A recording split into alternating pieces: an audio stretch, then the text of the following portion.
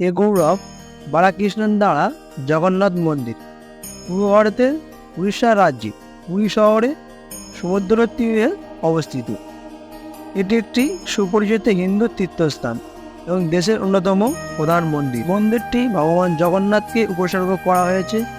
ভগবান জগন্নাথ বিষ্ণুর একটি রূপ এবং উপাসকদের জন্য ধর্মীয় ও সাংস্কৃতিক তাৎপর্য রয়েছে। জগন্নাথ মন্দির যা প্রাচীনকালে একটি স্থাপত্যের মাস্টারপিস, যা দর্শনীয় এবং অলৌকিক ও কলিঙ্গ শৈলীর স্থাপত্যের জন্য স্বীকৃত। মন্দিরের কমপ্লেক্সটি উঁচু প্রাচীর দিয়ে সুরক্ষিত এবং এতে অনেকগুলি মন্দির কক্ষ এবং উঠান রয়েছে। মন্দিরের প্রধান দেবতা হল ভগবান জগন্নাথ, তার সহোদর ভগবান বলভদ্র এবং দেবী সুভদ্রা। এই মন্দিরের দেবতাদের মূর্তিগুলি আশ্চর্যজনকভাবে একটি নির্দিষ্ট ধরনের কাঠ থেকে তৈরি এবং তৈরি করা হয়। প্রতি বছর 12 বা 19 বছর পর পর নবকালেবরা নামে পরিচিত একটি মহৎ উদযাপনের আনুষ্ঠানিকভাবে স্থাপিত করা হয়। বাংলা ক্যালেন্ডার অনুযায়ী 22শে আষাঢ় 1431, 7ই জুলাই 2024 অর্থাৎ রবিবার শ্রী শ্রী জগন্নাথ দেবের রথযাত্রা। এই জগন্নাথ দেবের রথযাত্রা উপলক্ষে জগন্নাথ মন্দিরের সম্পর্কে কিছু আকর্ষণীয় তথ্য চলুন জেনে নেওয়া যাক। নম্বর 1, বিশাল চক্র রহস্য। বিশাল চক্র জগন্নাথ মন্দিরের সম্পর্কে আকর্ষণীয় তথ্য।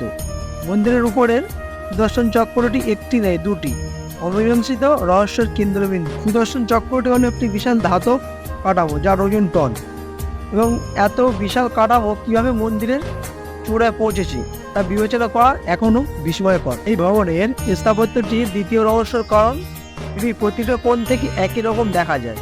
পুরো শহরে প্রতিটি দিক থেকে দেখা হলে চক্রটি একইভাবে দেখা যায় বলে জানা গেছে। এটি স্থাপত্যের নকশার একটি ধাঁধা যা বিশেষজ্ঞদের বেশ কিছুদিন ধরে ভ্রান্তি করেছে। নম্বর 2, জগন্নাথ পতাকা। যখন বাতাস একদিকে প্রবাহিত হয় জগন্নাথ মন্দিরের উপর দিয়ে, পতাকাটি ঠিক তার উল্টো দিকে উড়ে যায়। আজ অবধি এই উদ্ভব ঘটনার কোনো বৈজ্ঞানিক ব্যাখ্যা পাওয়া যায়নি।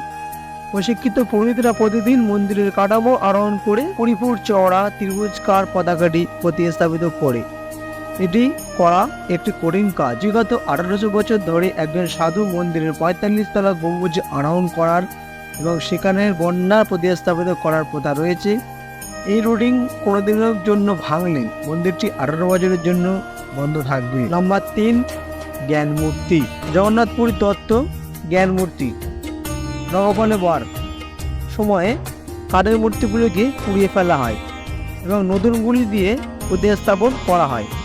প্রতি 8, 12 বা 19 বছর পর এই অনুষ্ঠান করা হয়। সাবধানে বাছাই করা পবিত্র নিম গাছ যা কাঠের বৈশিষ্ট্য পূরণ করে এর নির্দিষ্ট উদ্দেশ্য নির্বাচন করা হয়। খোদাইয়ের 21 দিনের মধ্যে হ্যান্ডপিক করা পুতোদের দ্বারা গোপনীয়তার সাথে সম্পূর্ণ হয়।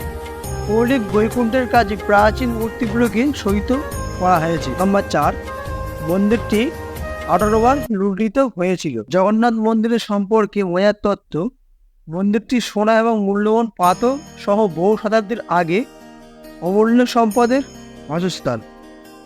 এটির কারণে অতীতে 18 বার বিভিন্ন আক্রমণের জন্য ঝুঁকিপূর্ণ ছিল। ঔরঙ্গজেবের শাসনামলে মন্দিরটির কোনো সময়ে জনসাধারণের জন্য অ্যাক্সেসের যোগ্য ছিল না এবং তিনি মারা যাওয়ার পর পর্যন্ত এটি পুনরায় খোলা হয়নি। নম্বর 5, মন্দিরটি 12 শতকে নির্মিত হয়েছিল। জগন্নাথ মন্দিরের সম্পর্কে অন্যতম তথ্য, মন্দির 12 শতকে নির্মিত হয়েছিল উড়িষ্যার পুরীতে অবস্থিত একটি প্রাচীন হিন্দু তীর্থস্থান জগন্নাথ মন্দির। এটি সমৃদ্ধ ইতিহাস রয়েছে যা 12 শতকের সেই থেকে শুরু করা হয়। এটি গঙ্গার রাজবংশের রাজা অনন্তবর্মনের সুধাগঙ্গা দ্বারা পরিচিত হয়েছিল। তিনি ভগবান জগন্নাথকে উৎসর্গিত একটি দুর্দান্ত মন্দির কল্পনা করেছিল। পরবর্তী শাসন করা মন্দিরের সাংস্কৃতিক ও ধর্মীয় তাৎপর্যকে স্বীকৃতি দিয়েছিলেন এবং তাদের আবেদনগুলি এবং সংরক্ষণ ও বর্ধন নিশ্চিত করেছিল। নম্বর 6, মন্দিরের ছায়া নেই। মন্দিরের ছায়া নেই। জগন্নাথ মন্দিরে আমাদের পূর্বপুরুষদের প্রকৌশল দক্ষতার একটি প্রমাণ। কোনোভাবেই এই মন্দিরের আকৃতির ছায়া পড়ে না, যে ছায়া আমাদের সাথে সারাদিন প্রতিদিন হঠাৎ পিছু হচ্ছে জগন্নাথ মন্দিরে না এসে পৃথিবীর প্রাকৃতিক নিয়মের সাথে সামঞ্জস্য করতে ব্যর্থ হচ্ছে। দিনের সময় বা সূর্যের আকাশ যেখানে থাকুক না কেন, মন্দিরে কখনোই ছায়া ফেলে না। সেখানে কোনো রূপক নেই, সত্য এটাই, কোনো ছায়া নেই। প্লিজ বন্ধুরা, যদি ভিডিওটি ভালো লেগে থাকে তাহলে অবশ্যই লাইক শেয়ার সাবস্ক্রাইব করতে ভুলবেন না।